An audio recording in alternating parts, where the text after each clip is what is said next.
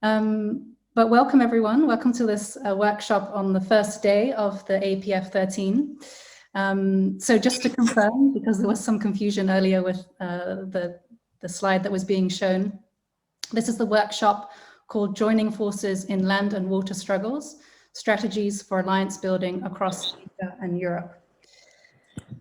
So I will be moderating this workshop together with my friend Sundara.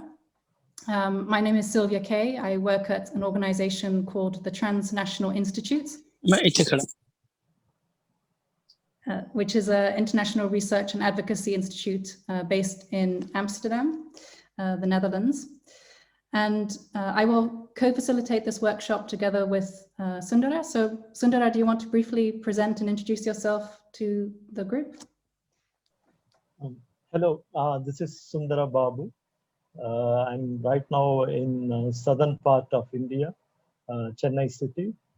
I'm a freelance peace researcher and a social activist. I'm associated with different movements here in India. And in this context, I would like to share that I'm with the Tamil Nadu Land Rights Federation.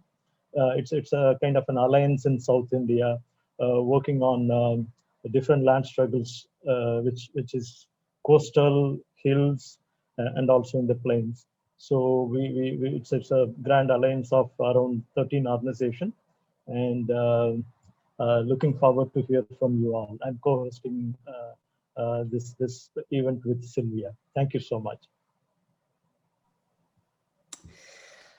So just to say that the organizers of this workshop are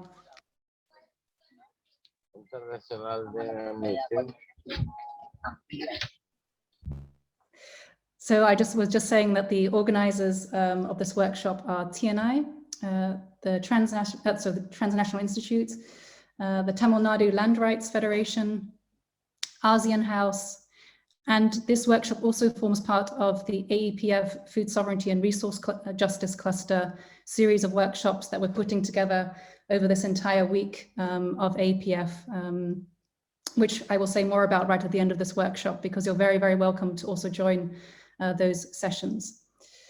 So before we hear from our four great speakers who are activists that are directly engaged with on-the-ground land and resource rights struggles, I just wanted to say a few words of framing about why we're organizing this workshop and what we hope to get out of it.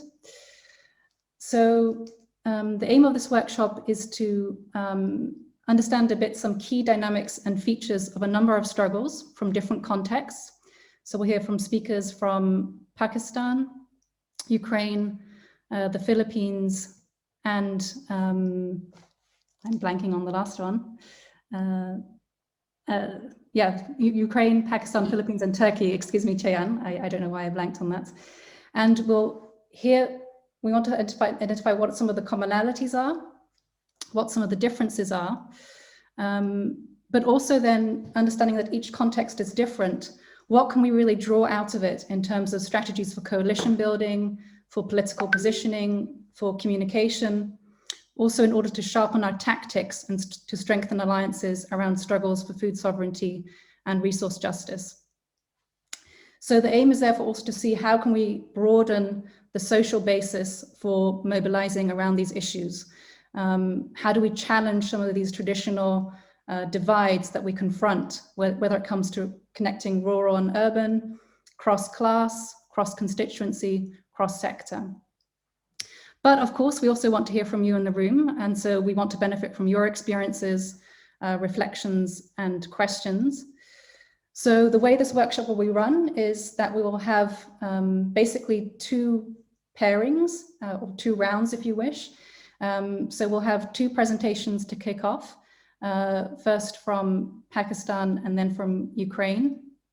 Then we will have a short round of questions and answers after that, after those presentations.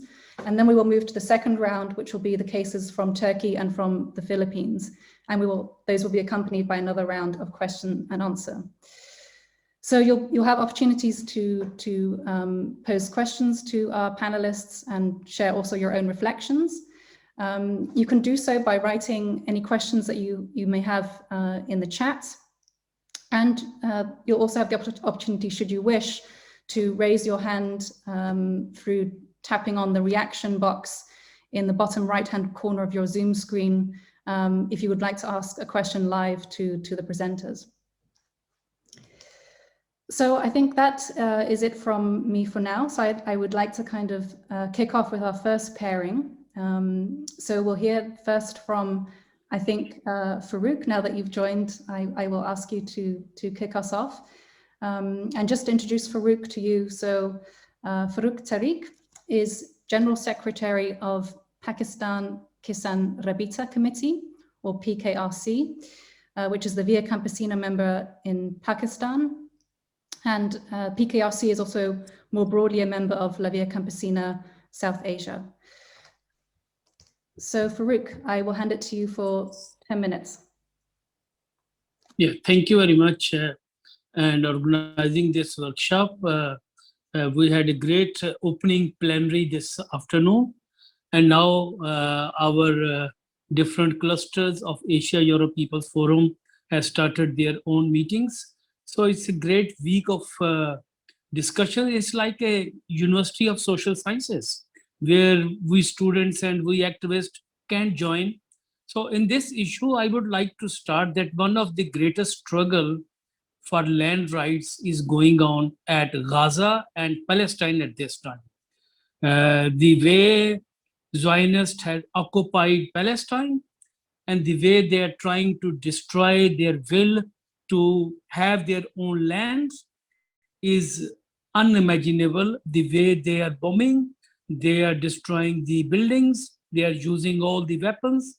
So first of all, we would condemn the Zionist action in Palestine, and we express our deepest solidarity with the people of Palestine for their land, for their rights, for their country. Now, I would take up issue of Pakistan, which is, I will bring up an example of a struggle which is carrying on for the last 20 years in one district of Punjab, which is called Okara. And here in Pakistan, the military establishment not only use massive part of the budget, but also doing a lot of businesses. And one of their business is land. And they are cultivating land as feudal lords are doing in their own area. In this district, there are 17,000 acres of land, which has been occupied by the military.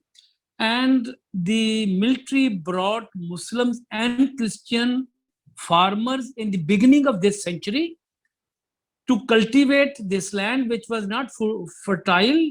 So these peasants work hard and they were promised, once this land is fertile, you will be the owner of this land.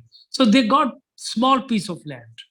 But after independence of Pakistan in 1947, they were still not given the rights of land. They were promised by all successive governments, but was not done. But when military government of General Musharraf came into power in 1999, they thought this is an expensive land and why these poor peasants are taking over and they are cultivating. And these tenants and peasants were paying 40% of the total crops as share to the military establishment. So the military wanted whole land, so they wanted the tenants to work as contract rather as lessee. So they said in 2000 that you should give a small amount for per acre and you should become lessee instead of tenant. Tenants has the hereditary rights, but the tenants refused and they said, we will not pay, which we have paid for over 100 years. So a movement of non-payment started. So they refused to pay the 40% share to the most strongest institution of Pakistan, the military establishment. And this was the time when no one was speaking. So we came in contact we thought how to build this organization, how to build this movement.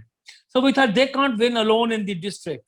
So we brought it to Lahore, and from Lahore to international scene. We asked people to visit them. We asked journalists to visit them. We asked BBC to make a report. We asked social and civil society activists to make a visit of Okada tenants and help them in solidarity. And this expansion of the movement of tenants from one district to over other areas of Punjab, and we were at the good edge that poor peasants are being kicked out by the military. Why military is so greedy? Why they want to kick them out? So we took that point of sympathy and we asked the columnist to write columns. We asked some of the ex-military journals uh, who were friendly to us to visit them and speak against the military establishment. Academics went, professors went, and students went. And I went several times and was kicked out of the district. I brought always delegations and delegations from there to the area. And this really helped to stabilize the movement. The whole question was, can we sustain this movement? And the military was at their, they were doing all what they could to crush this movement. So during the last 20 years, over 13 people have died because of the firing. Hundreds of people have been arrested. Hundreds have been framed in false charges. And this movement could not be stopped by the military establishment because, despite they are the most powerful section. So one of the main reasons to help and develop and sustain this farmers movement in one district is the expansion, the solidarity, the people's visits to the area, the writings, the articles, the journalist sympathy, and so on. The other point I want to raise is that it's not just sufficient to write columns and solidarity and so on. It's also to bring people to the streets. And these women farmers were the leaders of this movement. They were in the streets all the time and they were occupying the road. And we had decided we will not take up arms. Let them fire on us. We will only block the roads, occupy the roads. We will sit in on the main roads. We will not, we will do uh, all action, mass actions, but we will not do an armed struggle against the army. Because we knew we kill 1% of them, they will kill 100 of us. So we thought no weapons, but the count of heads, how many heads we can bring on the streets of district Okada. And red salute to these women tenants at Okada who led the fight. And they were all in the streets. And they were sometimes tanks, armed vehicles to stop us being in the streets or to arrest our leaders of the movement. And this movement caught up the imagination of many million in Pakistan. It became the most known radical militant farmers movement started by any Punjab organization during the last 20 years. Because Punjab was seen as pro-military, as those who will go along with the martial law. There's no resistance movement. But we proved that with a small section of the population who's ready, who's willing to come in the street, if they are in contact with those who want to expand it, who want to continue it, who want to sustain it, who want to do whatever they could do for the victory of these poor tenants. And I can tell you the results of the 20 years struggle. All the villages, which were very poor, they have got some money. What they were paying to military every year, they are not paying anymore. And that means they have no tractors, they have no motorcycles, their homes are pakka, it's a brick built now. They were mud homes earlier. Their roads are better. So there is little money which they refuse to pay to military establishment, but that money could not make any changes to the military establishment, but it made the changes to the lives of the very poor peasantry. And that is the result, that this movement still going on and still going very linked up. And because of this movement, we organized a massive peasant conference in 2003 at one of the adjacent districts, and where Pakistan Kisan Rabta Committee was formed. Then we organized one major event in Lahore at the main historic Minare-Pakistan of Lahore, and we brought thousands of peasants to Lahore. Then we had another major conference in Faisalabad. So we kept organizing masses in support and solidarity with this movement, and the movement went on. And some of the radical NGOs played good part, and the women NGOs, they also played a good part, and the movement is still kicking and alive. Thank you. Excellent, Farouk. Sorry, I'm sorry to cut you off there. I was just aware to keep to the time. But It's okay.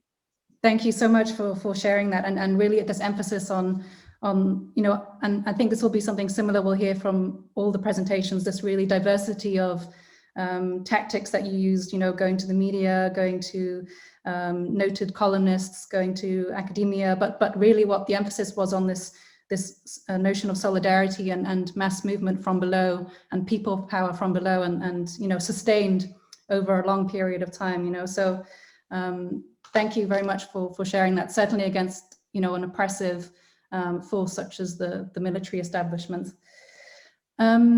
So we will shift now more towards the European continent, and we will hear from Mikhailo Amosov from the Ukraine. So just to introduce Mikhailo to you, he holds a Master of Geography of Soils and Regulation of Land Resources from the Taras Shevchenko National University of Kiev in Ukraine. And he is acting head of Department of Industry Greening at the Center for Environmental Initiatives Eco Action, EcoDia, I think it's referred to in Ukrainian. So, Mikhailo, the floor is yours, and I know you have a PowerPoint presentation, so I don't know if we can also get that on the screen. Yeah, I see Debbie launched my presentation. Thank you for introduction, Celia. So I will try to be in time. So my case is about international financial institutions and how we can, how local communities can use this complaint mechanism tools for their purpose. Let's say. So next slide, please. So here's the map, Google Map screenshot, where you can see white brigades. So it's brigades for poultry production, and yeah, it's you can see six brigades, and there are around 9 million chicken at one time. And then and also you can see concrete and fodder plants above the village, so-called Olyanitsa. And you can see that Olyanitsa occupied such industry facilities around, and it's like these facilities have big pressure on the environment, and especially land and water resources. And please go ahead, next slide.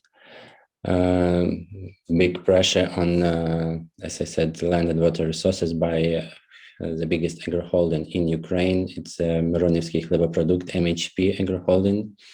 And you can see the map where facilities of MHP represented in Ukraine.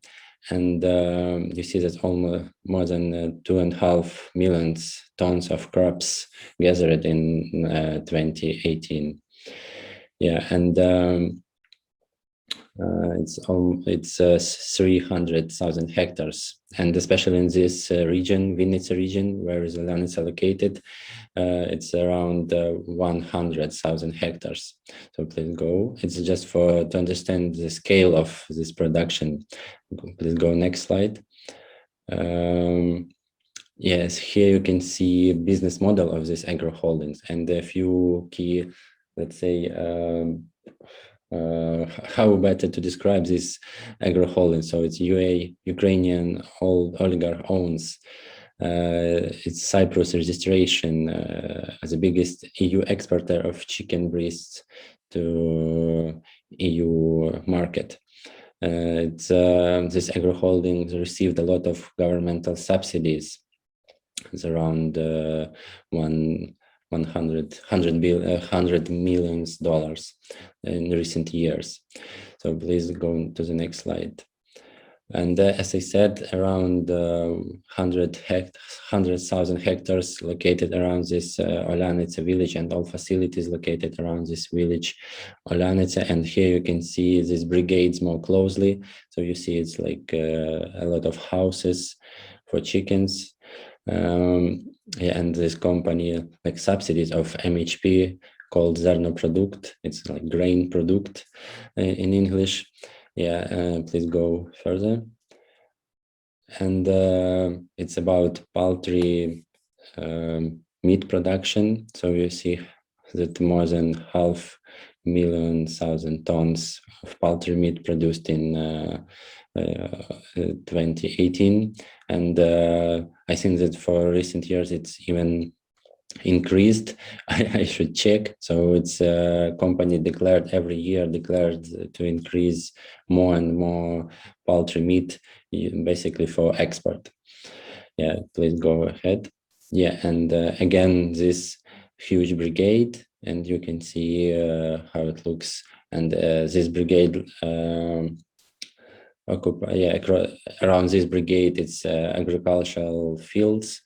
It's for fodder crops for chicken. Yeah, please go ahead. And here you can see like building process for this for one of this brigade, and it's for future chicken complex, let's say, and it's huge gap. Yeah, and you see that first layer of soil took off from this area and replaced to another field. Yeah, for a long time. And it's here we came up with a great question about land relations in this situation. Please go to the next slide. And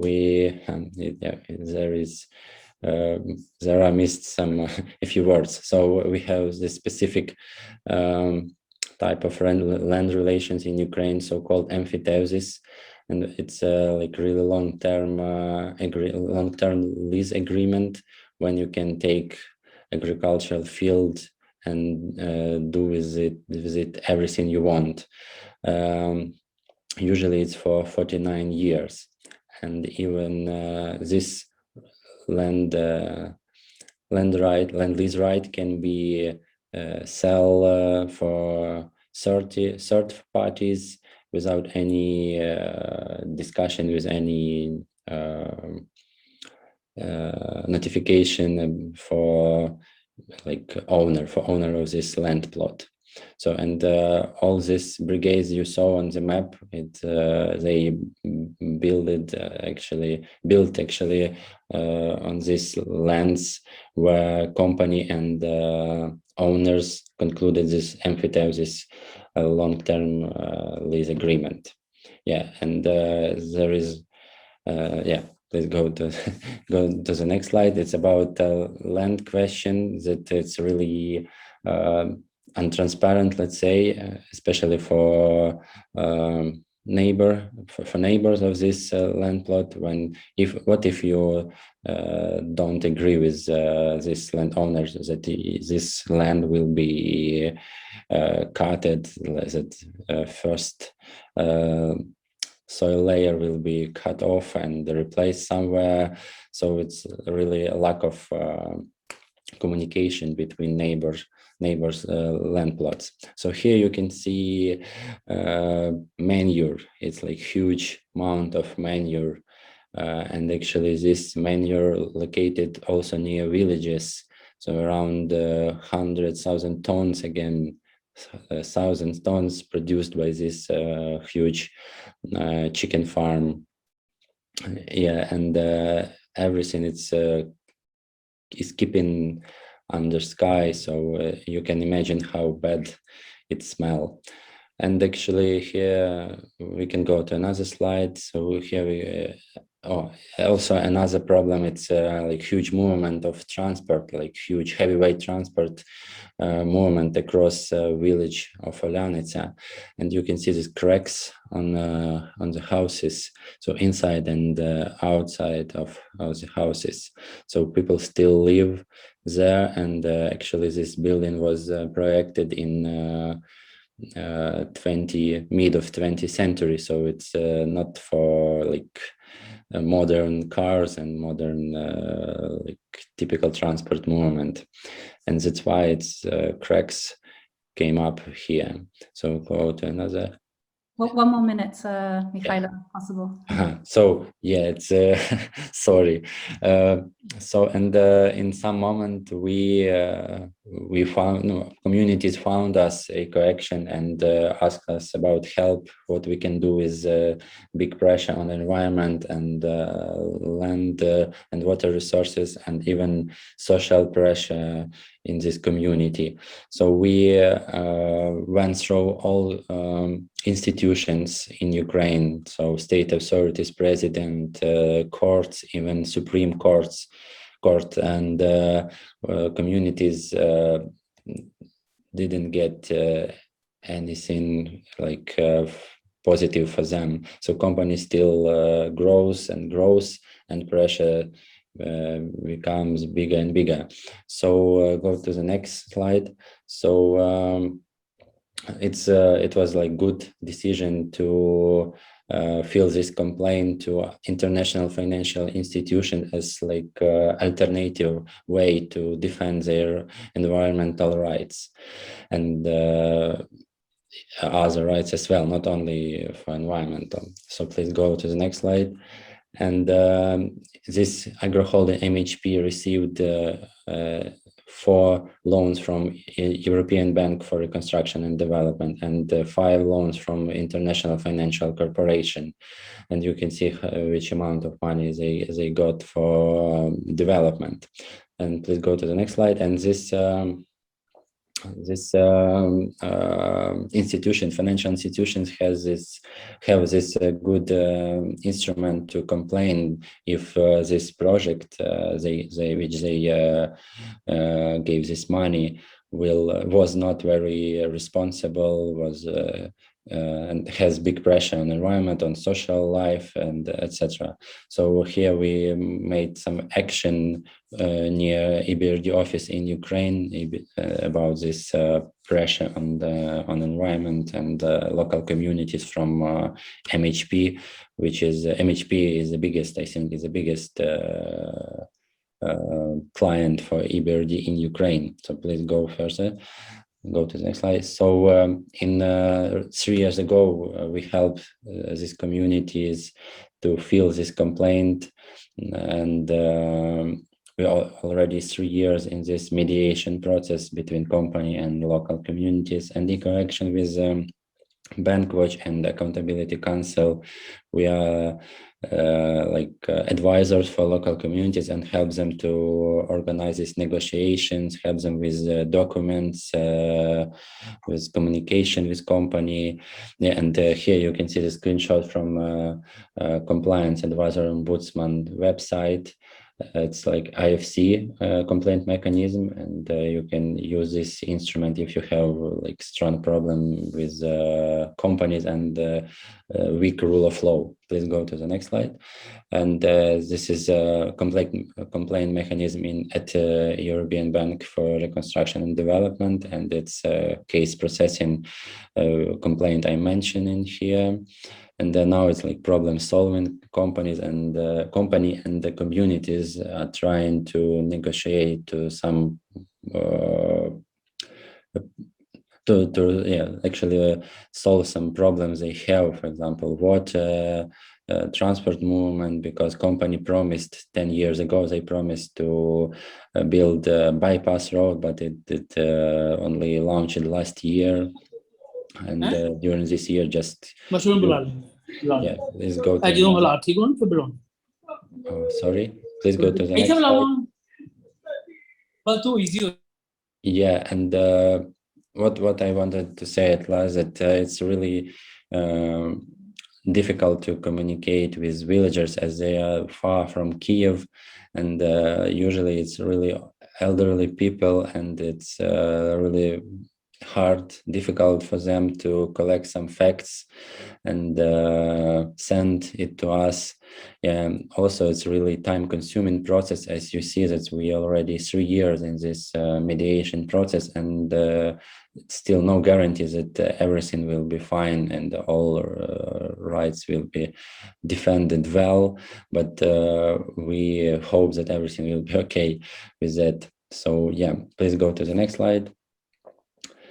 And yeah, also for us, the biggest problems there is confidentiality and safety of the complainants, because company everywhere and every time wants to know who is these people who send this complaint. So for also it's challenges for us as long time spent for mediation. It's, as you see, it's 3 years, so it's really hard to work on this through years and years. Also, we have a struggle with independent studies. For example, on this cracks on the houses, who will pay for this studies, for this research on why actually this house is cracked and what is the reason of these cracks. Yeah, and also new loans still possible, and that EBRD and agriculture in Ukraine still like the biggest biggest goal for international financial institution, because we have like huge potential in agricultural development, and it's like really nice to invest in Ukraine and got easy money actually in agriculture in Ukraine. So please go to the next slide. And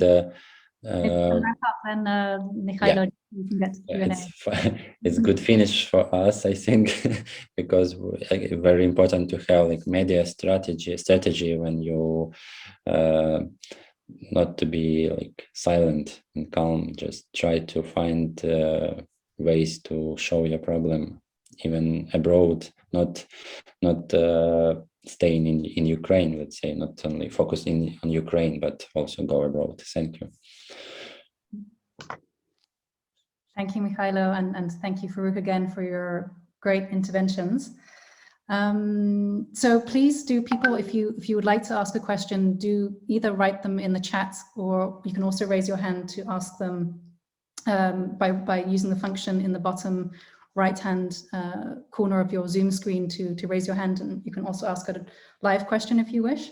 But perhaps just to kick it off from my side, I would have just a question that I would like to ask to both Faruk and to you, Mikhailo. I mean, given that the title of this workshop was really about, joining forces in land and water struggles, I guess I just wouldn't mind hearing some more fine-grained analysis about, who is joining forces in your particular case. So I know, Faruk, you said something about tenant farmers and the role of women. Women was very important. Mikhailo, you mentioned in general kind of villagers, but perhaps you can say a bit more about who those people are that are joining forces, and what has been like the biggest sort of challenge or obstacle that they've had to face when it comes to joining forces. I mean, obviously you're both confronting big powers in the context of Ukraine, these hugely powerful agro holdings, in the context of Pakistan, the military establishment, which is no small feat, you know. So how do you then, what were the, if you could talk a little bit more then about the strategies also for overcoming those challenges, that would be great. So perhaps Farouk, can I go to you first and then Mikhaila? Okay.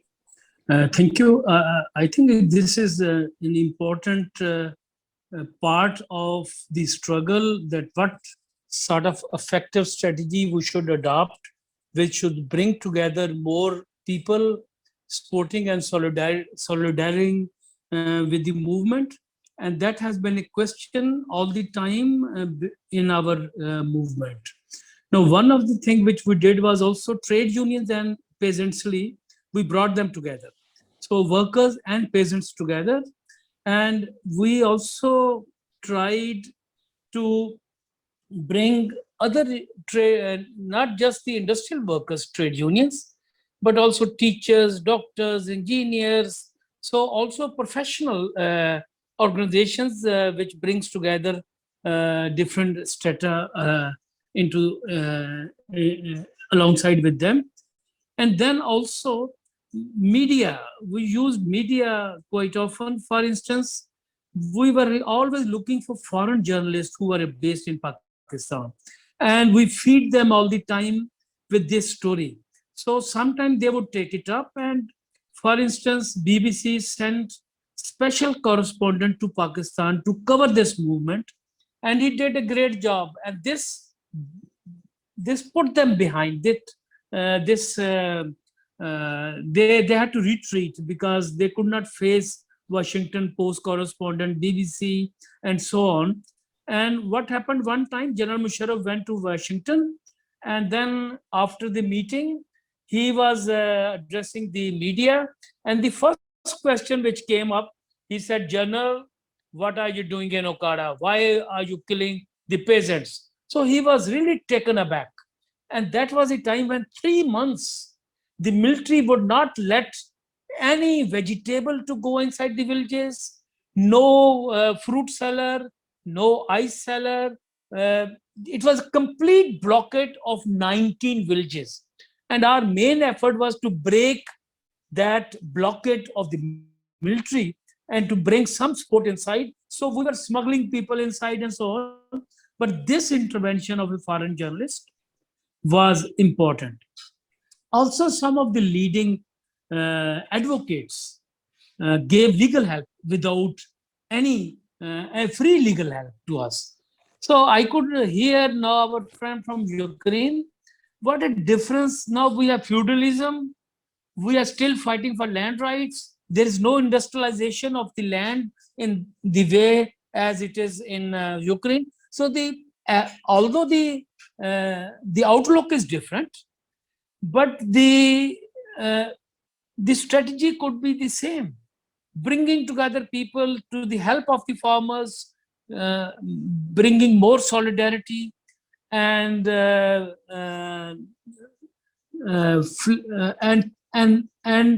moving this issue into more public eye. So we were always keen that people should know what is happening, and that really helped our movement to grow. And I would say that we need to bring more closer such diverse movements, whether a land rights movement or a movement for like this our friend have in Ukraine, where they say we can't live together with all the chickens and so on. And that's what it's not like this here, but we can't live next to military generals driving tanks and terrorizing the patients. So that's what we have to bring together the movements like such meetings as we are doing at present time. Thank you. Thank you, Farouk. Yeah, and Mikhailo, if you want to respond briefly as well. Yeah. Yeah, so in our case, it's a joint struggle that people in this village, Olyanitsa, they united between themselves, like it's small activist group, and it's activists, only just activists, and they found like areas around their village, and now it's like 3 villages. And they have some areas in these villages and trying to like communicate between them, yeah. And and then sometimes they even organize some activities around at the office of this agro holding at state authorities about their environmental and land and social problems in these villages. And yeah, so in general, it's a really small group of people who is like against activities of this company, and they see like really problems from these activities. Yeah, and then sometime they found us like Eco Action and asked about help, and yeah, we organized several fact-finding missions to this region with consulting, with interviews of people, yeah, and like trying to collect as more information as possible, information about all the situations there. Yeah, I don't know what what to say more about this.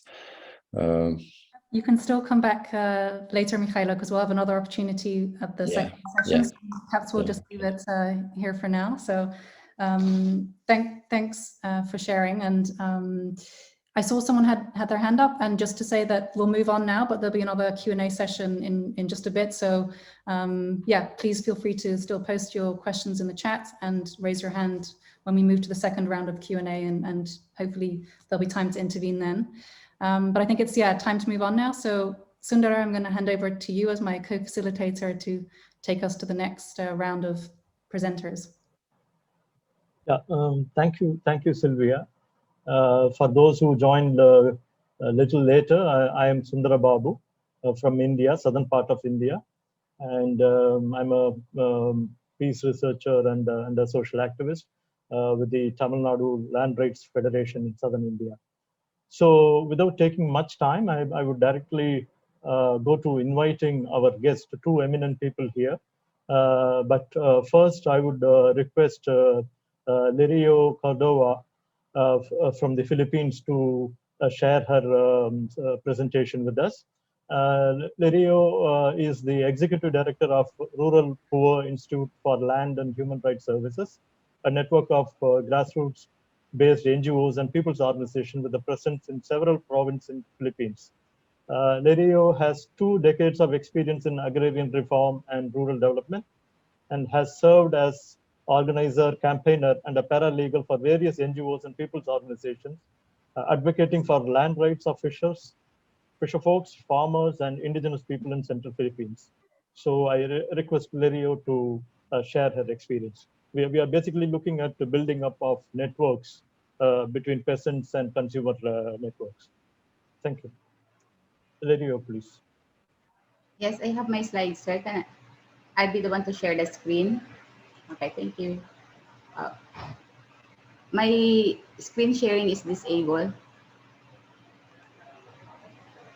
Tabby is sharing your Okay, screen. thank you. So you'll be up on the screen. Thank you. So good evening, everybody. I'm Miss Lilia Cordova from Rights, and I am going to present Rights campaign in the island of Sicogon. Okay.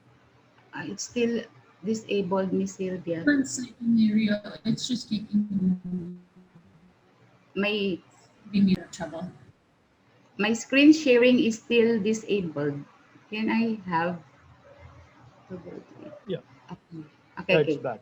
Yeah. Okay, now I see it. Thank you, sir. Thank you. Okay. For a start, Rural Poor Institute for Land and Human Rights Services is a nonprofit organization campaigning on right to food and health through the lens of land tenure, food sovereignty, corporate accountability, and agroecology. We are happy to be part of this discussion, and thank you for our colleagues from CNI for inviting us to be part of this discussion and giving us the opportunity to share the campaign of the communities of Sicogon.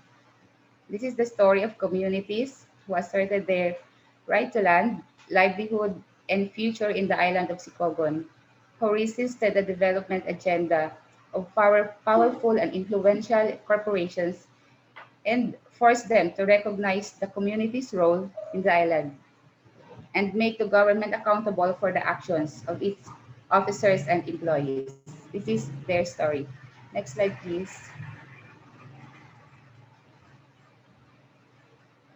Okay, thank you. The party in the campaign are the 700 plus members of FESIFA who campaigned for their right to stay, livelihood, and land and future in the island of Sicogon in central Philippines. They were farmers and fisher folks who lived there for generations since the Spanish times. The other side is the company owning a sizable portion of the island, which intend to revive the tourism industry in the island.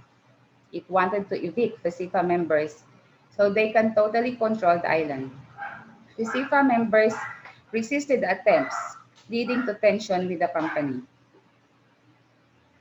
Armed guards of the company harassed, threatened, inflicted physical violence on the persons of FESIFA members, burned their houses, and destroyed their crops, just to force them to leave the island.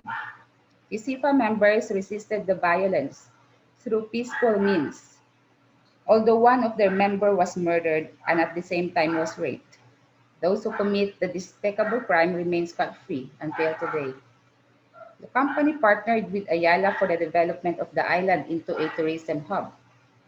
And while the community continued their assertion of rights through mobilization, active resistance, and alliance with NGOs such as Rights. Next slide, please.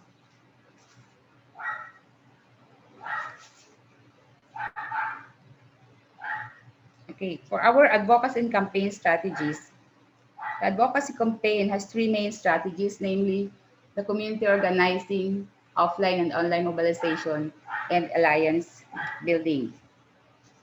Under the community organizing, situational analysis were conducted. What are the legal issues involved? Capacity of the organizations to mobilize, willingness of the members to assert their rights, and the threats and opportunities for the communities. The weak and strong points of the opponents are also identified, as well as the potential engagement with the government. The weak points plays crucial in the mobilization of the community. Political mapping was done to identify allies, supporters, and opposing parties, and their allies also. These include who can be influenced to support the campaign. For the conscientization and the campaign issues, community awareness and commitment to the campaign are sharpened for them to increase their resolve to fight for their right and their willingness to shoulder the resources for the campaign. Resource mobilization is part of the campaign also to raise resources from allies and supporters to help sustain the campaign. The mobilization involves in-kind and services of allies who help provide press statements, social media trainings, and legal support. Next slide, please. Okay. For offline and online mobilizations, this involves the conduct of mass mobilization before the government agencies, the use of public spaces, land occupations, use of legal actions, and active social media engagements. For mass mobilizations, community conduct pickets, sit-ins, protest actions before targeted government agencies and offices. Community also undertook a walk from Sicogon Island to the mainland of Iloilo to highlight their plight and grievances. Community members conduct peaceful picket near the airport so that the tourists will be informed of the situation of the area. Land occupation of the available public spaces and government lands were maximized to push the government to act on the demand of the communities. The land occupation include tree plantings, conduct of livelihood projects to help the community raise funds for food and sustenance. Legal actions were deployed as defensive and offensive weapons to expose the connivance between the government agencies and the companies.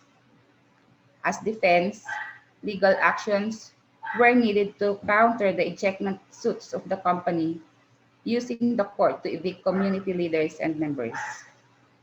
For offline mobilization, community members are active on social media, using as hashtags the corporate names of the companies in their comments on tourists who made feedback on the resort services.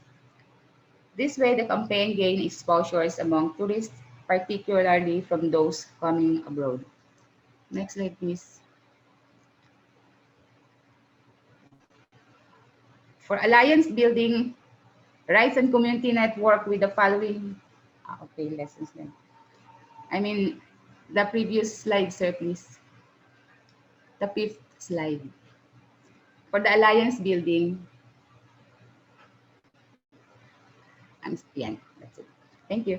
For alliance building, rights in the community network with the following institutions: human rights offices, church, local and international NGOs, international media, researchers and mass movements to help counter the narratives of the companies.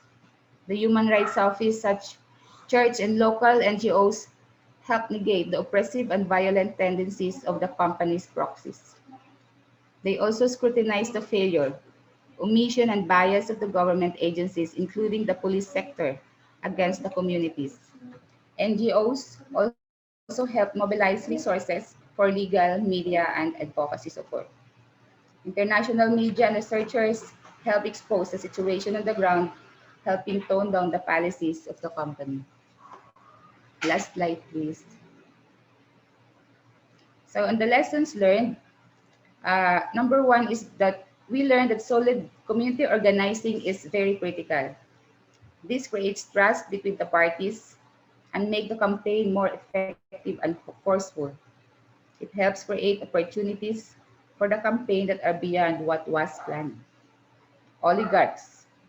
When we talk of oligarchs and their vested groups, they have also their weaknesses and they are also vulnerable, especially before the bar of public opinion. The counter narratives are also necessary to break the monopoly of information and disinformation of the opponents.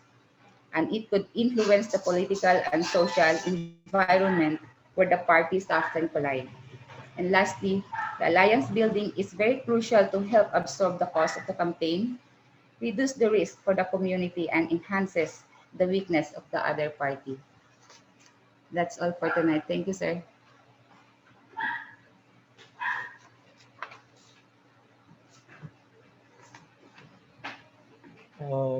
Thank you so much. Thank you so much for being so precise, Dr. Lirio. And we'll immediately move on to our next speaker from Turkey. So I request Mr. Jehan Timruja to because it's a very difficult pronunciation from being in South Indian here. So I will request you to take over the next session. And Dr. Jehan has been like a very active member in Turkey with various initiatives. He's an instructor in cognitive science at the Informatics Institute of Middle East Technical University, Ankara. He has contributed to numerous projects on ecology, ecological living, and agriculture production projects in and around Ankara from 2007 till date. So he has been involved with several programs and projects called the Ankara Ecological Living, Building Food Communities, Mediterranean Network for Local and Solidarity-Based Partnership for Agroecology. So I would request Mr. Jehan to share his experiences. Mr. Jehan. Thank you very much to all actually here, and also to all people who have been organizing this. Thank you for inviting me. So yeah, I will try to talk about building networks with some small case studies from Turkey, which involve both peasants or producers, agricultural producers mainly, and consumers. So the main model will be actually about community-supported agriculture. And I will try to talk about the general situation in Turkey, which is not an easy task, of course. It may not be very just to many initiatives here and there, but still I will try to make a small overview of the current situation. So, yeah, well, there will be only some pictures, and I'll try to talk in for about 10 minutes. We can go to the first picture maybe, and the first a few couples of pictures will be about people. You'll see a lot of people. I just try to give you a sense of what has been happening since the last 20 years in Turkey in this movement. So the movement has its roots in more general movements against the destruction of nature, against the rights of people in the rural areas. And you see here, for instance, people coming together for struggles against land grabbing, against misuse of water, environmental destruction, and also injustices in the agricultural area. So after the years of 2000, mainly after 2005 or so, there have been a kind of upsurge, let's say, in the number of people who are interested in this food issue, because it's been proven to be a very fruitful area for coming together and for joining forces against such destructive acts towards nature and towards people. We can go on with the next few pictures. You see similar gatherings actually. Like for instance, after 2007, there has been some workshops, especially in the last 4 years in Istanbul, around building food communities, for instance. The general picture I can say about food communities, I mean, with these groups where consumers and producers come together, may have started in mid 2000s. I have examples like, for instance, Buğday associations, which was based in Istanbul, but who works in the whole Turkey. A project of box scheme, vegetable boxes, in 2005 and 2006, which was called the Garden Project, simply. And then it was replicated next year in Ankara, in the capital, by Güneşköy, a cooperative, with the title Our Garden. And then there have been lots of different CSA, community-supported agriculture initiatives in Izmir, for instance, Marmaris. And then 2009, there was this participatory guarantee systems, like the DBB group, Conscious Natural Food, Conscious Nutrition group, for instance, and also the Boğaziçi University Cooperative, BÜKOP, who worked very much like in the spirit of a food community and a participatory guarantee system. So why I'm talking about this? Because it's proven that such movements with their local connections and many movements around Çanakkale region, Bayramiç region have proved to be quite effective in countering destructive acts of companies which may involve mining projects, which have been involving, unfortunately, and still ongoing in Turkey.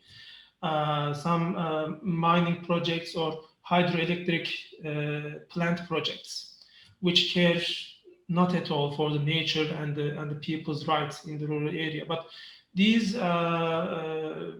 joining forces, let's say, in terms of consumers and peasants and also new peasants, have proven to be somehow effective in countering these destructive acts. This is why I've been talking about these connections. And if we go with the next pictures, I'll also talk about. So this was a very rough picture of the national CSA movement in Turkey, which is still growing slowly, of course, but which has gained some momentum in the last couple of years. For instance, now yeah, we can stop here because I will talk about the international context also and how we related to the international context. But before that, I can also mention that, for instance, nowadays the movement is quite vivid. And in Istanbul, for instance, the Earth Association, Yeryüzü Derneği, is organizing or coordinating a number of small food communities. And the strategy is to have these food communities maybe not too big in size, but quite numerous, so that it will be effective at the level of society. And then I should also mention that some of these groups have evolved into cooperatives, small cooperatives, which are still in the spirit of food communities, actually. Then we had a lot of connections with the rest of the world in terms of community-supported agriculture and similar models. And here is a picture of the international CSA networks people who met in 2018 in Thessaloniki, in Greece, for instance. And we can continue with the pictures. And we had a lot of projects with this network, especially in the context of the Mediterranean network. If we can skip the pictures or go to the next picture. Yeah, this is part of these are part of these nice people are part of this Mediterranean network of community-supported agriculture. And we've been working quite effectively for the last maybe 6 years or so. And there were visits to various countries with involvement of activists and members from other Mediterranean countries. If you go to the next slide, we will see, for instance, a picture from a visit of the network to Ankara, to the Güneşköy cooperative, actually. And the next one, to the Tahtacıörencik village, of which I want to talk about in 2 or 3 minutes in the rest of the talk, actually. This was a visit. I mean, such visits, such coming together with people from different contexts is really, really helpful. I mean, they really help to legitimize the movement in the eyes of the local people, in the eyes of the other colleagues or friends at the level of the nation. So we can continue, because we will also see that such visits also have a very important pedagogic purpose. Although not very much formally, visits to farms like this. I mean, the one that you see on the right is Yunus from our village Tahtacıörencik in Ankara, and the gentleman in the middle is the General Secretary of Urgency, Josna, and many such visits from Ankara, from other parts of Turkey, from abroad, helped both parties to learn from each other. I mean, farmers, villagers on the one hand, and consumers, supporters on the other hand. So we can continue with the next slide. Well, here is one case study among many in Turkey. This is about the Tahtacıörencik village in Ankara, in the northwest of Ankara, 100 kilometers from the center. And I'll tell you about the story in a few minutes of this Tadia collective. So we, as a group of people, maybe 6-9 people, really wanted to move to a rural area for ourselves, first mainly to be closer to the nature, and also to agriculture, to production, and also maybe for possibilities of collaboration with local people to create better models of collective living and working. So this group, called Kardeş Bitkiler, companion plants, funny name, really was quite active starting from 2009 in this village and around. And a few people among this group stayed in the village, and then together with the villagers, we formed a collective that aims to protect nature and also aims to foster agroecological production and direct selling. So why is it relevant for our session today, mainly because this river that you see here, the Süvari River, it's called the Süvari River, and it's one of the cleanest running waters of Ankara. So there is a huge biodiversity around it.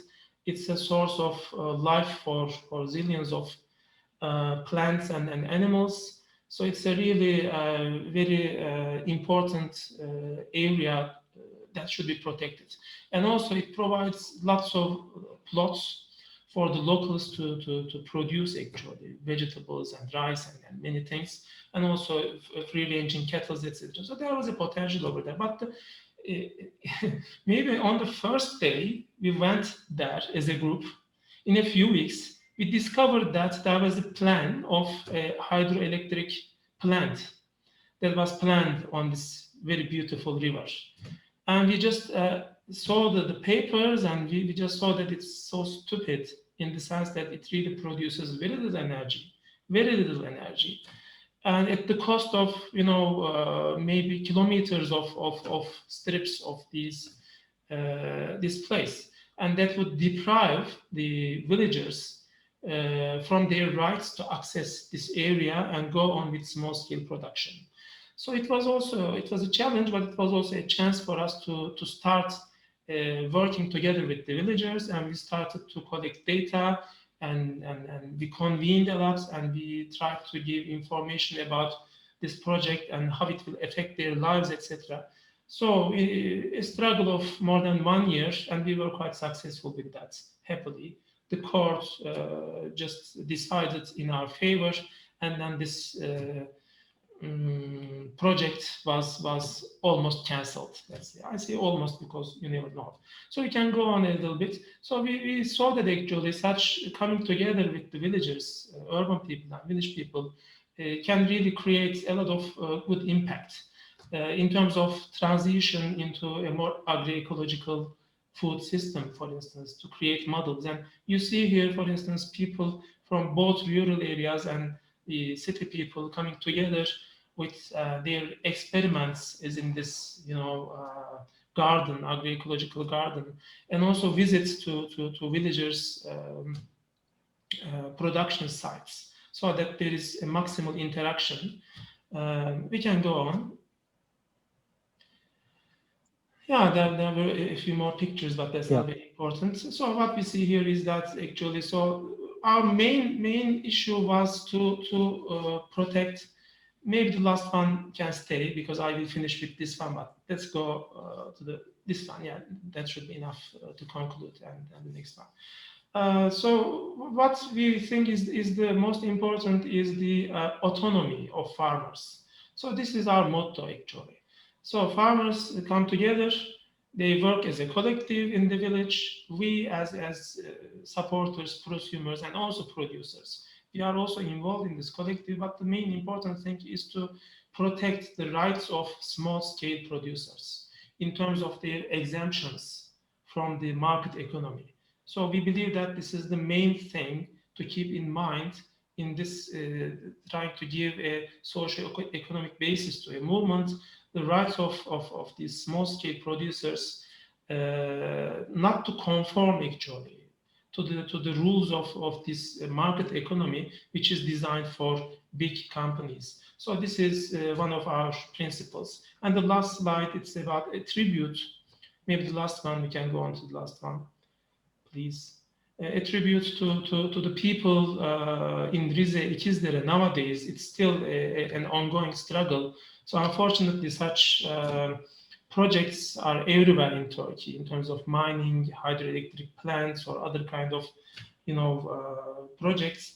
And those brave people, and mainly women in the front line, are standing against this oppression that aims to destroy such a beautiful nature and implement a mining project for getting some stones. So the political situation, the general situation in Turkey, as in many parts all over the world, is not that bright, but there is also resistance, and there's also lots of cases that we took good results. So with this statement of hope, let me finish now. Thank you. Thank you for this wonderful presentation, Dr. Zehan. Both of you, I mean, we have a few questions, but I will start with the earlier presenter, Dr. Lirio Cordova, who was presenting her experiences in Philippines, in the Central Philippines. The curiosity I have is the kind of state that Philippines is.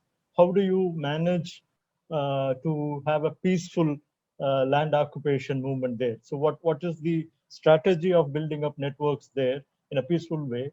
When the state uses its force in an illegal way. So how do you work on that? That's one interesting thing which I would like to hear from you, Dr. Leriu. Hello, sir. Afternoon. Actually, sir, alliance building here for the case of Sipogon here in the Philippines is very unstable. We have to identify allies and network aside for sure from church and NGOs who are always in support of the struggle. But with other networks, we have to jump from one network and alliance to another because the character of our opponent or the oligarchs of Ayala is they are very influential. So from time to time, they have always a connection from one person to another to connect to our allies. So it is very crucial for us to know the the background of our ally and know where is their weaknesses in order for us to shift our tactics and alliance whenever we need in the different point or weak point that we need to address. So we do the alliance building by continuous uh, updating. We explain the status, and we conduct joint plannings, and we join with several activities, including the assessment. So there is transparency actually for our allied partners. So we consider them as not just simple partner or network, but we consider them as part of our struggle itself. Thank you, Dr. Leriu. And to continue with the discussion, I would also try to know from Dr. Jehan. Uh, I mean, it is basically coming. I mean, you referred to it in the last slide. I was more curious about the land for your experiments. You know, you have been trying very interesting experiments in Tahata, Jaranajik village, and similar experiments you have been trying in different places. How do you manage to get the land in a peaceful way? I mean, the last slide showed some indications to that, but I would like to hear some points from on that issue. So I guess you're asking about the agroecological demonstration sites and that we built. Okay, mainly this was due to our local connections with the villagers. And in general, actually, in Turkey, if you have good relations, local relations, it may not be a very big issue to find a land to work on. The main trouble is with the population, with the workforce to work on these lands, because many of such very large areas stay, empty actually, because of this, depopulation of rural areas. So our main strategy was to be in good relations, of course, with the local people. Otherwise, you have no chance. And also, we as a group have bought a piece of land which was not too big. But again, before buying this, we just went to the villages and we said, we want to work here. What do you think? So since we're talking about strategies, maybe this is relevant at this point, and getting their support or even just consent really helps a lot for you to be, have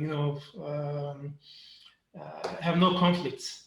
And then in recent years, we also started to get some small amount of funding from UNDP, for instance, the Small Grants Program. The one that you saw, the agroecological garden, was implemented within this project, which was called agroecological transition with food communities. So we also, from time to time, come together with a lot of different associations and work for, some funding. Thank you, Dr. Jehan. And we have some other questions from our colleagues here. So it will be interesting to hear from friends.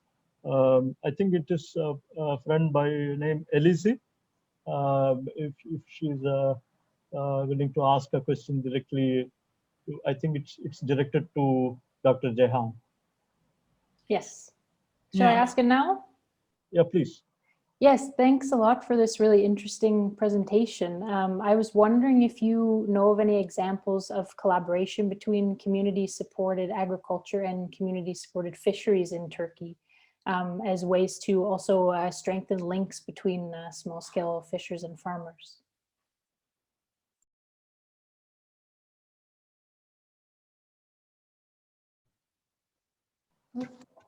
We need to unmute the mic. Thank you. So yes, indeed, there are such connections. And our association, as well as the Village Collective, is also a member of Near Europe, and then which is also organizing the International Planning Committee for Food Sovereignty, IPC. And also, I should have mentioned, and I want to mention the Farmers Union in Turkey, Çiftçiler, who is a member of La Via Campesina. And together with these connections, we also have a small union of fishers in Istanbul, who is actively working with the international network nowadays in order to implement some kind of community-supported fishery. And I can give you the names, Erdoğan Kartal, for instance, who is in charge of this union. So yes, we have at least one case. Thank you. Thank you. Thank you. I would like to know from our colleagues, Felix and Katie, if they have anything to add or anything to contribute in this question. Felix? Yes, there's one more question in the chat about the context in Pakistan. It's directly to Farouk. And the question is about a recent incident in the Margala Hills near Islamabad, a tourist area. I'm sure, Farouk, you've heard of the case. And the question is what the people of Pakistan and with which kind of efforts they could save the situation to not make this a big tourist area. Okay, thank you. This is a question by Ziaur Rahman. He's asking about Margla Hills area where new land is been taken over by land mafia, and so is the case near Lahore, where a new city called River Ravi Front, on the front of a river which is called Ravi, is been proposed, and here 102 lakh acre is been planned to be taken over from the small farmers, and there is a great movement going on. So a lot of land occupation going on by land mafia around the cities. A lot of agriculture land is been taken over by these housing societies, and they buy it very cheap and they sell it very expensive, and they don't tell you why they are buying it until they have a planning and so on. So it is a combination of bureaucracy, the military establishment, the feudal lords and the capitalist class alongside with the government. So it's like an anti-people alliance in Pakistan, which is working against workers and peasants, and most of the agricultural land is been taken over at present time. One such case is in Karachi, where Bahriya town, the Navy town, has been built. That is a private company naming itself Navy Town, and they have also kicked out the local peasantry who tried to resist. So I gave an example of Okada because this was a successful example to resist against those who wanted to occupy land from the tenants. And this was 18,000 acres of land at Okada. And after 20 years, they still occupy, they don't pay any share, they are little better than before. And this is only because of the peaceful resistance they have offered. Although one of my close friend, Meher Abdustar, just released from jail after 4.5 years. I have been kicked out of that district several times, arrested several times, and so on.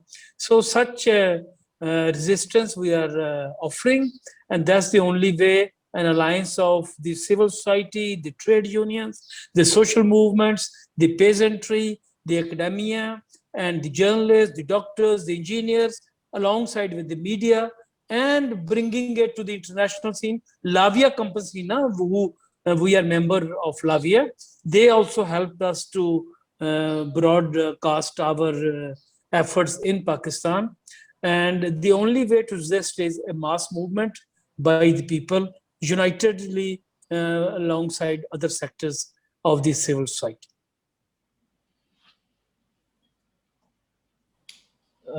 Thank you, Farooqji. Is there anything from Katie? Did you hear any from friends, or do you have any views from yourself, Katie? No, I think we have no further comments, but would like to hear a little bit more from the panelists.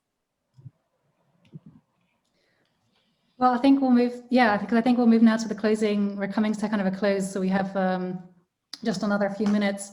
I don't know, I think what Farooq just said was a very nice kind of closing statement from him, but I just wanted to ask then the rest of the panelists, Lirio, Mikhailo, Cheyan, if you had just one final closing thought you want to leave us with before we wrap up.